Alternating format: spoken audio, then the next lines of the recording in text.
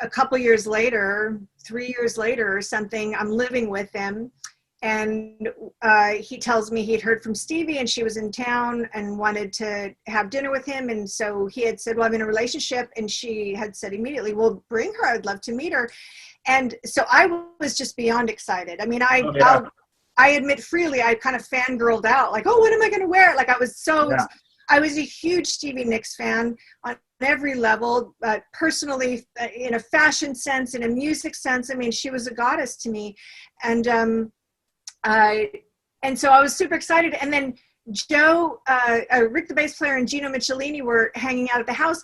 And Joe was laughing at me like well, who cares what you wear? You know, it's just Stevie. And then either Rick or Gino, I forgot, said, she's probably more nervous about meeting you. And I'm like, what are you talking about? And then that's when I found out that she's been carrying a torch for Joe all these years. And he had never told me that. Yeah. And I was like, is this true? And Joe was like, I guess, I don't know. You know, like he's kind of, and I'm sure in his mind, he's thinking this is going to be the most awkward dinner ever because now, you know, but I was like, well, clearly she has very good taste. I mean, I couldn't falter that. And the fact that she had been so gracious to, if she really was still in love with him, to invite me and was so sweet to me. And she seemed nervous, you know, I don't know if it was nervous about being with him or nervous about meeting his girlfriend or both. But she was so sweet and she had this pendant stuck in her hair. So we show up at the restaurant and she kept trying to get it out while she was talking with Joe and me.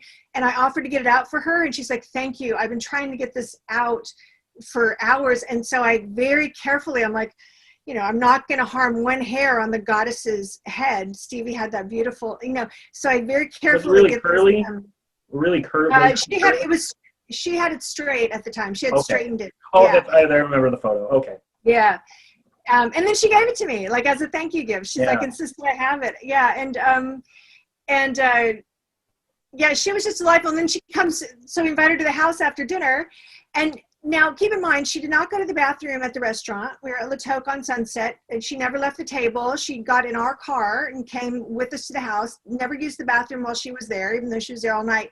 So, and there was Coke being passed around. She never did any. Mm-hmm. And yet she was such a chatterbox, and her conversation was getting a little wackier and wackier as the night went on. And she had all this jewelry that she had taken off and she kept putting it in different places. And, you know, there's like, I forget how many people were there, like 6 or 8 tops, not even that. And people kept bringing her jewelry and saying, will you put that in your purse? You know, and she kept, and then putting it somewhere else.